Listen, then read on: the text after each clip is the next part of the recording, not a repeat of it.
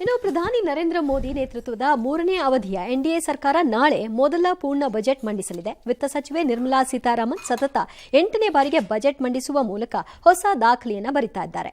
ನಾಳೆ ಬಜೆಟ್ ಮೇಲೆ ದೇಶದ ಜನರಿಗೆ ಸಾಕಷ್ಟು ನಿರೀಕ್ಷೆಗಳು. ಇದಕ್ಕೆ ಪೂರಕವಾಗಿ ಮಹಾಲಕ್ಷ್ಮಿ ನಮಗೆ ಸಿದ್ದಿ ಬುದ್ಧಿ ಪ್ರಸಾದಿಸಲಿ ಅಂತ ಬಜೆಟ್ ಮೇಲಿನ ನಿರೀಕ್ಷೆಗಳ ಕುರಿತಾಗಿ ಇನ್ನಷ್ಟು ಕುತೂಹಲವನ್ನು ಮೂಡಿಸಿದರು ಪ್ರಧಾನಿ ಮೋದಿ. ಬಡವರು ಸಾಮಾನ್ಯರ ಮೇಲೆ ಮಹಾಲಕ್ಷ್ಮಿ ಕೃಪೆ ಯಾವಾಗಲೂ ಇರಬೇಕು. ಭಾರತದ ಶಕ್ತಿ ಸಾಮರ್ಥ್ಯಗಳಿಗೆ ನಮಗೆ ವಿಶೇಷ ಗುರುತನ್ನು ನೀಡಿವೆ. 3ನೇ ಬಾರಿ ಎನ್ಡಿಎಗೆ ಪ್ರಜೆಗಳು ಪಟ್ಟ ಕಟ್ಟಿದ್ದಾರೆ. 3ನೇ ಬಾರಿ ಸಂಸತ್ನಲ್ಲಿ ಸಂಪೂರ್ಣ ಬಜೆಟ್ ಮಂಡಿಸಲಿದ್ದೀವಿ. ಇನೋವೇಷನ್, ಇನ್ಕ್ಲೂಷನ್, ಇನ್ವೆಸ್ಟ್ಮೆಂಟ್ ಮಂತ್ರಗಳೊಂದಿಗೆ ಮುನ್ನಡೆಯುತ್ತೀವಿ. ಹೊಸ ವಿಧಾನಗಳನ್ನು ಆರ್ಥಿಕ ಪ್ರಗತಿ ಆಧರಿಸುತ್ತೆ ಅಂತ ಪ್ರಧಾನಿ ಮೋದಿ ಹೇಳಿಕೆ ಕೊಟ್ಟರು. ಈ ಮೂಲಕ ಬಜೆಟ್ ಹೇಗಿರಲಿದೆ ಎಂಬುದರ ಸುಳಿವನ್ನು ಕೊಟ್ಟಿದ್ದಾರೆ. ಇದರ ಮಧ್ಯೆ ಆರ್ಥಿಕ ಸಮೀಕ್ಷೆಯನ್ನ ವಿತ್ತ ಸಚಿವೆ ನಿರ್ಮಲಾ ಸೀತಾರಾಮನ್ ಲೋಕಸಭೆಯಲ್ಲಿ ಮಂಡಿಸಿದ್ದಾರೆ. ಹಿಂದಿನ ವರ್ಷ ಹೇಗಿತ್ತು, ಮುಂದಿನ ವರ್ಷ ಆರ್ಥಿಕ ಸ್ಥಿತಿ ಹೇಗಿರಲಿದೆ ಎಂಬ ಮುನ್ನೋಟವನ್ನು ಕೊಟ್ಟಿದ್ದಾರೆ. देश के हर गरीब एवं मध्यम वर्ग समुदाय पर मां लक्ष्मी की विशेष कृपा रहे और ये हर देशवासी के लिए भारत का ये सामर्थ्य अपनी एक विशेष स्थान बनाता है. ಪದಗಳಿವೆಯಲ್ಲ, ರೈಮಿಂಗ್ ಪದಗಳು, ಪ್ರಾಸಬದ್ಧವಾದ ಪದಗಳು. ಅದನ್ನು ಮೋದಿ ಸ್ವಲ್ಪ ಯೂಸ್ ಮಾಡೋದು ಜಾಸ್ತಿನೇ. ಎಲ್ಲದಕ್ಕೂ ಪ್ರಾಸಬದ್ಧವಾಗಿ ಹೇಳಿಬಿಡ್ತಾರೆ ಬಂದು. ಇನ್ಕ್ಲೂಷನ್, ಇನೋವೇಷನ್, ಇನ್ವೆಸ್ಟ್ಮೆಂಟ್ ಮಂತ್ರಗಳು ಅಂತಾರೆ. ಎಲ್ಲ ನೋಡೋಣ ನಾಳೆ ಏನು ಬರುತ್ತೆ ಅಂತ. ಬಂದಾಗ ಈ ಪ್ರಾಸಕ್ಕೆಲ್ಲ ಅರ್ಥ ಬರುತ್ತೆ.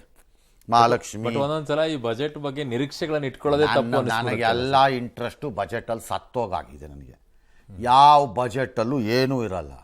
ಒಂಥರ ಬೋಗಸ್ ಡಾಕ್ಯುಮೆಂಟ್ ಥರ ಕಾಣುತ್ತೆ ನನಗದು.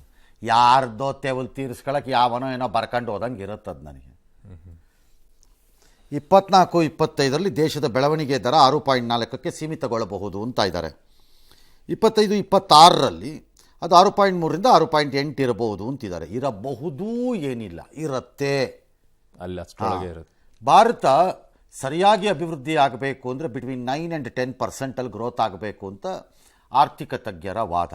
ಆ ಲಕ್ಷಣ ಏನು ನಮಗೆ ಕಾಣಿಸ್ತಿಲ್ಲ. ಹಾಗಾಗಿ ಇದಿರಬಹುದು ಏನಿಲ್ಲ ಅಷ್ಟರೊಳಗೆ. ಬೇರೆ ದೇಶಗಳಿಗೆ ಹೋಲಿಸಿದ್ರೆ ನಮ್ದು ಈ ಪರ್ಸೆಂಟೇಜೇ ಚೆನ್ನಾಗಿದೆ. ನಮ್ದು ಇಲ್ಲ ಅಂತ ನಾ ಹೇಳಲ್ಲ. ಆದರೆ ಬೇರೆ ದೇಶಗಳಿಗೆ ಹೋಲಿಸಿ ನಾವು ಸಮಾಧಾನ ಪಟ್ಕೊಳ್ಳೋದಿದೆಯಲ್ಲ, ನಮ್ಮ ಎಕಾನಮಿ ಸೈಜ್ಗೂ ಅದಕ್ಕೂ. For example China 5-5.5% growth rate ಆಗ್ಬೋದು ಅವ್ರಿಗೆ ಅಂತ ಒಂದು ಲೆಕ್ಕಾಚಾರ ಇದೆ ಈಗ. ಅವ್ರದ್ದು ಕಳೆದ ಬಾರಿಗಿಂತ 1% ಇಳಿಯತ್ತೆ. ಅವ್ರದ್ದು ಗ್ರೋತ್ ರೇಟು 1.25%, 1.5%ವರೆಗೂ ಇಳಿಯತ್ತೆ ಅಂತ ಲೆಕ್ಕಾಚಾರ ಇದೆ. ಬಟ್ ಅವ್ರದ್ದು 1.5% ಇಳಿದ್ರೆ ಒಂದು $3 ಟ್ರಿಲಿಯನ್ ಎಕಾನಮಿ ಮಾಡೋರು ಅವರು. ಓಕೆ, ನಿಮ್ಮದು 2.5% 3% ಇಳಿದ್ರೆ ನೀವು ಮಾಡೋದು ಎಷ್ಟು ಟ್ರಿಲಿಯನ್? ಎಷ್ಟೋ ಅವ್ರು 20 ಟ್ರಿಲಿಯನ್ 12 ಟ್ರಿಲಿಯನ್ ಮಾಡ್ತಾರೆ. ನಿಮ್ಮದು 4 ಟ್ರಿಲಿಯನ್ ವ್ಯಾಪಾರ. ಕಡಿಮೆ ಇರುತ್ತೆ. ಅದು ತುಂಬ ಸ್ವಲ್ಪ ಎಫೆಕ್ಟಿವ್. ಅಂದರೆ $100ಯಲ್ಲಿ 40 ರೂಪಾಯಿ ಪ್ರಾಫಿಟ್ ಇದೆ ಅಂತ ಇಟ್ಕೊಳ್ಳಿ. 40 ರೂಪಾಯಿ ಪ್ರಾಫಿಟ್ಟಲ್ಲಿ ನಾನೇ ಚೀನಾ ಅಂತ ಅಂದ್ಕೊಳ್ಳಿ, ನನಗೆ ಒಂದು 2% ಲಾಸ್ ಆಗುತ್ತೆ ಇವು ಸರಿ ಅಂತ ಅನಿಸಿದ್ರೆ ನನಗೆ $8 ಹೋಯ್ತು. 10 ರೂಪಾಯಿ 2 ರೂಪಾಯಿ ಥರ ಹೋದ್ರೆ ನನಗೆ 40 ರೂಪಾಯಿನಲ್ಲಿ $8 ಹೋಯ್ತು ನನಗೆ. ಬೇರೆ ನಾನೇ ಭಾರತ ಅಂತ ಇಟ್ಕೊಳ್ಳೋಣ, ನಂದು ವ್ಯಾಪಾರ ವ್ಯವಹಾರನೇ 20 ರೂಪಾಯಿ ಇದೆ ಅಂತ ಇಟ್ಕೊಳ್ಳೋಣ, ಇಳಿದೋಗುತ್ತೆ 24 ರೂಪಾಯಿ ಬರುತ್ತೆ. ನನ್ನ ವ್ಯಾಪಾರನೇ ಕಡಿಮೆ ಆಗಿಬಿಡುತ್ತೆ. ಹಾಗಾಗಿ ಯಾರ್ಯಾರನ್ನೋ ಕಂಪೇರ್ ಮಾಡೋದಲ್ಲ, ಈ ಸರಿ ಇಳಿಯುತ್ತೆ ಅಷ್ಟು ಮಾತ್ರ ಗ್ಯಾರಂಟಿ. ಖಾರಿಫ್ ಬೆಳೆ ಕಾರಣ ಆಹಾರ ವಸ್ತುಗಳ ಬೆಲೆ ಇಳಿದಿದೆ ಅಂತ ಹೇಳ್ತಾರೆ ಎಕನಾಮಿಕ್ ಸರ್ವೇನಲ್ಲಿ ಇವರು. ಇಳಿದಿದೆ, ಕರೆಕ್ಟು ಇರ್ಬೋದು. ಬಟ್ ಫುಡ್ ಇನ್ಫ್ಲೇಷನ್ನು ಹೀಗೆ ಇರುತ್ತೆ ಅಂತ ಫೈನಾನ್ಸ್ ಮಿನಿಸ್ಟರ್ ಹೇಳ್ತಾರಂತ. ನಾಳೆ ನೆಕ್ಸ್ಟ್ ಕ್ವಾರ್ಟರ್ಗೆ ಎಗರೋಗ್ಬಿಟ್ಟಿರುತ್ತೆ ಫುಡ್ ಇನ್ಫ್ಲೇಷನ್ನು. ಮಳೆ ಆಗದೆ ಇದ್ರೆ ಭಾಳ ಸರಳ, ಅದೆಲ್ಲವನಿಗೂ ಗೊತ್ತದು ಕತೆ ಏನು ಅಂತ ಅಲ್ವೇ? All right. ಇನ್ನು 24-25 ತ್ರೈಮಾಸಿಕದಲ್ಲಿ ಆಹಾರ ಹಣದುಬ್ಬರ ಇಳಿಬಹುದು ಬಂದಾಗ ನೋಡ್ಕೊಳ್ಳೋಣ. ಇಳಿದಾಗ ನಮ್ಮ ದೇಶದಲ್ಲಿ ಯಾವುದೂ ಇಳಿದಿರೋದು ನಾನು ನೋಡಿಲ್ಲ ಅಷ್ಟು ಸುಲಭವಾಗಿ. ಹಣದುಬ್ಬರ ಪ್ರಮಾಣ ಸ್ವಲ್ಪ ಇಳಿಕೆ ಆಗ್ಬೋದು 25-26ರಲ್ಲಿ ಅನಿಸುತ್ತೆ. ಹಣದುಬ್ಬರ ಏನೇನು ನಮಗೆ ಡ್ಯಾಮೇಜ್ ಮಾಡ್ಬೋದೋ ಅದನ್ನು ಮಾಡ್ದಂಗೆ ಇದೆ, ಎಲ್ಲ ಮುಗಿಸ್ದಂಗಿದೆ ನಮ್ಮ ಕಥೆನ. ಸುಮ್ಮನೆ ಈಗ ಇಳಿಬೋದು ಏರ್ಬೋದು ಅಂತ ಬಿಡ್ತಾ ಇರ್ತೀರಿ, ನಾವು ಕೇಳ್ಕೊಂಡಿರ್ತೀವಿ. ನಮ್ಗೆ ಆ್ಯಕ್ಚುಲಿ ಏನು ಸಂಬಂಧನೇ ಇಲ್ಲರಪ್ಪ ನಿಮ್ಮದು ಬಜೆಟು ಗಿಜೆಟ್ಟು. 26ರಲ್ಲಿ ಹಣದುಬ್ಬರ ಇಳಿಯುತ್ತೆ, ಅದು ಇಳಿಯುತ್ತೆ. ಯಾವನಿಗೆ ಗೊತ್ತು ಯಾವ ದುಬ್ಬರಾನೋ ಯಾವ ಅಬ್ಬರಾನೋ? ನಮಗೆ ಗೊತ್ತಿರೋದು ಒಂದೇ ಉಬ್ಬರ ಈ ದೇಶದಲ್ಲಿ ಜನಕ್ಕೆ. ಅದೇನಿದೆ ಉಬ್ಬಸ ಬಂದು ಬರುತ್ತಲ್ಲ, ಅದು ಒಂದೇ ನಮಗೆ ಗೊತ್ತಿರೋದು. ಇವ್ರದ್ದು ಮಿಕ್ಕಿದ್ದೆಲ್ಲ ಹಾಂ ಲೊಳಲೊಟ್ಟೆ. I tell you why. ನೀವು ಮುಂದಕ್ಕೆ ಹೋಗೋಕ್ಕೆ ಮೊದಲು ಹಾಂ ಸರ್. ನಮ್ದು ಗ್ರೋತ್ ರೇಟು 9% 8% ಇದ್ರೂ ಒಳ್ಳೇದು ಅಂತೀವಿ, ನಮ್ಗೆ ಅದಿಲ್ಲ ಅಂತ ಗೊತ್ತಾಗಿದೆ. ಯಾಕೆ ಈ ಬಜೆಟ್ಗಳ ಬಗ್ಗೆ ನಮ್ಗೆ ಆಸಕ್ತಿ ಇಲ್ಲ? ದೇಶದ 80% ಜನಕ್ಕೆ 100 ಪೇಜಲ್ಲಿ 80 ಪೇಜ್ ನಮ್ಗೆ ಯಾವ ಸಂಬಂಧನೂ ಇಲ್ಲ. ಅದರಲ್ಲಿ ನಮ್ಗೇನು ಸಂಬಂಧ ಇರುತ್ತಾ? 80 ಪೇಜಲ್ಲಿ ಬರೆದಿರೋದು ನಮ್ಗೆ ಅರ್ಥವೂ ಆಗಲ್ಲ. ಬೇಕಾದ್ರೆ ನಮ್ಗೆ ಯಾರಿಗೂ ಅರ್ಥವಾಗದೇ ಇರೋ ಭಾಷೆಯಲ್ಲಿ ಬಿಡ್ತಾರೆ ಇದನ್ನು, ನಮಗೇನೂ ಗೊತ್ತಾಗಲ್ಲ. ಅದು ನನಗೆ ಅಂತಂದರೆ ನನಗೆ ಅಂತ ಹೇಳಿಲ್ಲ ಇದನ್ನು, ಜನರಲ್ಲಿ ಹಂಗಾಗಲ್ಲ. ಎರಡನೇದು, ಪ್ರತಿ ಸರಿ ಇದೇ ಬೂಸಿ ಬಿಡ್ತಾರೆ, ಹಂಗಾಗ್ಬಿಡುತ್ತೆ ಹಿಂಗಾಗ್ಬಿಡುತ್ತೆ ಹಂಗಾಗ್ಬಿಡುತ್ತಾ ಏನೂ ಆಗಲ್ಲ. ನಮ್ಮ ಜೀವನ ಹಂಗೇ ಇರುತ್ತೆ, ಇನ್ನೂ ಹಾಳಾಗ್ತಾ ಹೋಗುತ್ತೆ.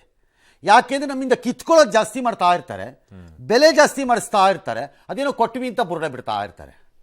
ಹಾಗಿದ್ದಾಗ ನಿರೀಕ್ಷಣೆ ಇಟ್ಕೊಳ್ಬಾರ್ದ ಸರ್? ಯಾವ ನಿರೀಕ್ಷೆನೂ ಇಟ್ಕೋಬೇಡಿ. ನಿಮ್ಮ ಕೈಲಾಗಿದ್ದಷ್ಟು ದುಡಿದು ಬಿಟ್ಟು ಉಳಿಸ್ಕೊಂಡು ಏನಾರು ಆದರೆ ಜೀವನ ನಡೆಸ್ಕೊಂಡು ಹೋಗಿ ಅಷ್ಟೇ. ಅದ್ರ ಪಾಡ್ಗದವ್ರು ಅವ್ರು ಮಾಡ್ಕೊಂಡು ಓಡಾಡ್ತಾರೆ, ಅದೆಲ್ಲ ದೊಡ್ಡವ್ರ ವ್ಯವಹಾರಗಳಿವೆಲ್ಲ. ಇವೆಲ್ಲ ಏನು ನಮಗೇನು ಸಂಬಂಧ ಇಲ್ಲ ಇದರಲ್ಲಿ. ಕಾರಣ ಎಲ್ಲ ಸರಿ ಹೋಗಬೇಕು ದೇಶದ ಆರ್ಥಿಕ ವ್ಯವಸ್ಥೆ ಅಂತಂದರೆ 2-3 ಕೆಲಸ ಭಾಳ ಇಂಪಾರ್ಟೆಂಟ್. ಅದ್ರ ಕಡೆ ಗಮನನೇ ಹೋಗಲ್ಲಪ್ಪ. ನಿರ್ಮಲಾ ಸೀತಾರಾಮನ್ಗೂ ಹೋಗಲ್ಲ, ಅವರ ಹಿಂದಿದ್ದಂತಹ ಬಹುತೇಕ ಪ್ರಭೂತಿಗಳಿಗೂ ಹೋಗಲ್ಲ, ಇಲ್ಲಿ ಸಿದ್ದರಾಮಯ್ಯಗೂ ಹೋಗಲ್ಲ. ಏನು ಸರ್? ಸರ್ಕಾರಿ ವೆಚ್ಚ, ಆಡಳಿತ ವೆಚ್ಚವನ್ನು ನಿಯಂತ್ರಿಸೋ ಕಡೆ ಗಮನನೇ ಕೊಡಲ್ಲ. ಪ್ರೌಢಾಗಿ ಅದು ಜಾಸ್ತಿ ಮಾಡಿಕೊಟ್ಟಿದ್ದೀವಿ, ಇದಾಯೋಗ ಮಾಡಿದ್ವಿ ಅಂತ ಬಿಡ್ತಾ ಇರ್ತಾರೆ. ಅದಕ್ಕೆ ಇಳಿಯೋದೇ ಇಲ್ಲ ಆ ವೆಚ್ಚ. ಯಾವ್ಯಾವ ದೇಶದಲ್ಲಿ ಗೌರ್ಮೆಂಟ್ ಎಕ್ಸ್ಪೆಂಡಿಚರ್ನ ಕಂಟ್ರೋಲಿಗೆ ತೊಗೊಳಕ್ಕಾಗಿಲ್ಲ, ಆ ದೇಶ ಉದ್ಧಾರ ಆಗಕ್ಕೆ ಸಾಧ್ಯನೇ ಇಲ್ಲ. How did Argentina turn around in its economy?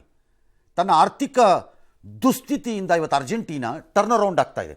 Inflation was at the rate of 300%, 250% ಅಲ್ಲಿತ್ತು. ಚೀಲದಲ್ಲಿ ದುಡ್ಡು ತೊಗೊಂಡು ಹೋಗಬೇಕಾದ ಪರಿಸ್ಥಿತಿ ಅರ್ಜೆಂಟೈನಾನಲ್ಲಿ.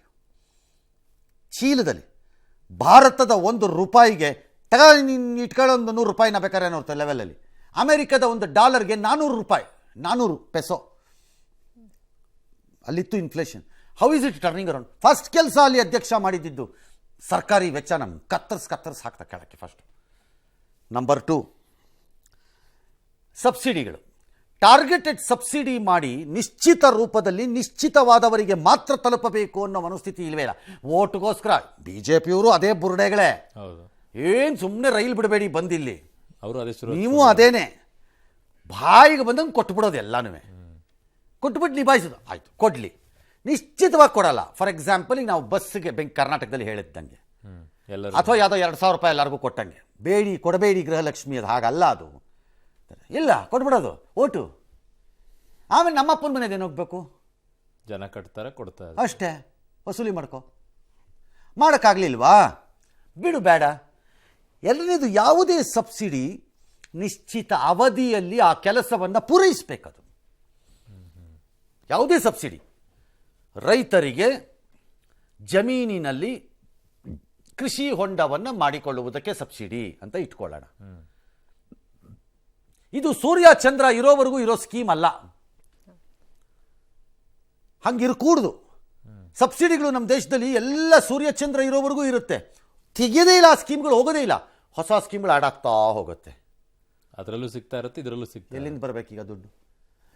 ಸೊ ಇದು ಯಾವುದು ನಿಭಾಯಿಸಕ್ಕಾಗದಿದ್ದಾಗ ಏನು ಮಾಡ್ತಾ ಇದ್ದಾರೆ ಸರ್ಕಾರಗಳು? ರಾಜ್ಯ ಮತ್ತು ಕೇಂದ್ರ ಇಬ್ಬರಿಗೂ ಇದು ತೆರಿಗೆ ಹಾಕ್ತಾರೆ. ಒಂದು ತೆರಿಗೆ, ಎರಡನೇದು ಸಾಲ. ಮಿತಿ ಮೀರಿದ ಸಾಲಗಳಿಗೆ ಹೋಗ್ತಿದ್ದಾರೆ. ಕೇಂದ್ರನೂ ಅಷ್ಟೇ, ಏನು ಭಾಳ ದೊಡ್ಡದಾಗಿ ಏನು ಬಿಡಬೇಕಾಗಿಲ್ಲ. ಅವರು ಬರಲಿ, ಅವರು ಸಾಲ. ನಮ್ಮ ರಾಜ್ಯ ಅಂತೂ ಕೇಳಲೇಬೇಡಿ. ಲೇಟೆಸ್ಟ್ ಫಿಗರ್ಸ್ ನನಗೆ ಹೇಳ್ತಾ ಇರೋದು, ನಮ್ಮ ರಾಜ್ಯದಲ್ಲಿ ಲಾಸ್ಟ್ ಕೆಲವು ತಿಂಗಳುಗಳಲ್ಲಿ ಕರೆಂಟ್ ಎಕ್ಸ್ಪೆಂಡಿಚರ್ ಅಂದರೆ ಈಗ ಆಗಬೇಕಾದ ಖರ್ಚುಗಳನ್ನು ನಿಭಾಯಿಸಲಿಕ್ಕೆ 4,000 ಕೋಟಿ ವಾರಕ್ಕೆ ಓಪನ್ ಮಾರ್ಕೆಟಲ್ಲಿ ಎತ್ತಿದ್ದಾರೆ ಇವರು. ವಾರಕ್ಕೆ 4,000 ಕೋಟಿ ವಾರಕ್ಕೆ ಎತ್ತಿದ್ದಾರೆ ಇವರು. ವಾರಕ್ಕೋ ತಿಂಗಳಿಗೋ ಇರಬೇಕು, ಅಲ್ಲಿ ಕರೆಕ್ಟ್ ಇಟ್ಬೇಕಾರೆ ಎತ್ತಿದ್ದಾರೆ ದುಡ್ಡನ್ನು. ಎಲ್ಲಿಂದ ಕಟ್ತೀರಿ? ಮೈಕ್ರೋ ಫಿನಾನ್ಸ್ ಥರ ಟಾರ್ಚರ್ ಕೊಡೋರು ಇದ್ದಿದ್ದರೆ ನಿಮ್ಮ ಪರಿಸ್ಥಿತಿ ಏನಾಗ್ತಿತ್ತು? ನೀವು ಎಲ್ಲ ನೇಣಾಕಬೇಕಾಗಿತ್ತು. ನಿಮಗೇನಿಲ್ಲ, ಬುರ್ಡ ಬಿಟ್ಕೊಂಡು ಓಡಾಡ್ತಿದ್ದೀರಿ ಎಲ್ಲರೂ. So this is A problem. ಮೂರನೇದು, ಹಾಗಾಗಿ ಈ ಪರಿಸ್ಥಿತಿಯಲ್ಲಿ ಬಜೆಟ್ಗಳಿಂದ ಯಾರೂ ಏನು ನಿರೀಕ್ಷೆ ಮಾಡಬೇಡಿ. ಏನಾದ್ರು ಸಿಕ್ಕಿದ್ರೆ ಅಯ್ಯೋ ಸಿಕ್ತು ಅದೇ ಸೀರುಂಡೆ ಅನ್ಕೊಂಡು ಹಾಕ್ಕೊಳ್ಳಿ. ಅಷ್ಟಕ್ಕೆ ತೃಪ್ತಿ. ಏನು ಅರ್ಥ ಆಗಲ್ಲ ನಮಗೆ. 47ರ ಸ್ವಾತಂತ್ರ್ಯದ ನಂತರ ಆಗಿರೋ ಬಜೆಟ್ಗಳಲ್ಲಿ ಆಗಿರೋದು ಎರಡೇ ಪ್ರಮುಖವಾದಂತಹ ಅದ್ಭುತ ಘಟನೆಗಳು. ಏನು ಸರ್? ನಂಬರ್ 1, ತೆರಿಗೆ ಕಟ್ಟುವವನಿಗೆ ಕಪಾಳಕ್ಕೆ ಹೊಡೆಯುವುದು. ಕಟ್ಟಿಸ್ಕೊಂಡು ಹೊಡೆಯೋದು. ಹಾಂ. ನಂಬರ್ 2, ಮಧ್ಯಮ ವರ್ಗದವನನ್ನು ಕತ್ತು ಹಿಸುಕಿ ಸಾಯಿಸುವುದು. ಇವೆರಡೇನಾ? ಎರಡೇ. ಏನೂ ನಡೆದಿಲ್ಲ ನಮ್ಮ ಬಜೆಟ್ಗಳಲ್ಲಿ. ಪ್ರತಿ ಸರಿ ತುಪ್ಪ ಸವರಿದಂತೆ ಇನ್ಕಮ್ ಟ್ಯಾಕ್ಸ್ ಅನ್ನೋದು. ಟ್ಯಾಕ್ಸು ಇಲ್ಲ, ಪಾಕ್ಸು ಇಲ್ಲ, ಅಷ್ಟೇ. ತೆರಿಗೆ ಕಟ್ಟಿದ್ಯಾ, ಒದಿತೀವಿ ನಿನಗೆ ಅಂತ ಒದಿಯೋದು ಅವನಿಗೆ, ಕಟ್ಟದವನಿಗೆ. ಇನ್ನೂ ಕಟ್ಟಿಸ್ಕೊಳ್ತಾರೆ. ಅಷ್ಟು ಇಷ್ಟೇ ನಡೆದಿರೋದು ನಮ್ಮ ದೇಶದ ಬಜೆಟ್. ಸುಮ್ಮನೆ ದೊಡ್ಡ ದೊಡ್ಡ ನಿರೀಕ್ಷೆಗಳು, ಅದೇನೇನೋ ಅನಾಲಿಸಿಸ್ಗಳು, 24 ಅವರ್ಸು ಕ್ಯಾಪಿಟಲ್ ಎಕ್ಸ್ಪೆಂಡಿಚರ್ ಏನಾಗುತ್ತೆ, ಇಂಡಸ್ಟ್ರಿಯಲ್ ಇನ್ವೆಸ್ಟ್ಮೆಂಟ್ ಏನಾಗ್ಬಿಡುತ್ತೆ, ಮೈಕ್ರೋ ಮ್ಯಾನೇಜ್ಮೆಂಟ್ ಏನಾಯಿತು, ಮ್ಯಾಕ್ರೋ ಮ್ಯಾನೇಜ್ಮೆಂಟ್ ಏನಾಯಿತು, ಇದೆಲ್ಲ ಅವ್ರುಗಳು ಮಾಡ್ಕೊಳ್ಳಿ ಬಿಡ್ರಪ್ಪ ದೊಡ್ಡವ್ರ ಭಾಷಣಗಳು. ನಮಗೇನೂ ಲಾಭ ಇಲ್ಲ. ಏನು ಬದಲಾಗಲ್ಲ. ಎಸ್.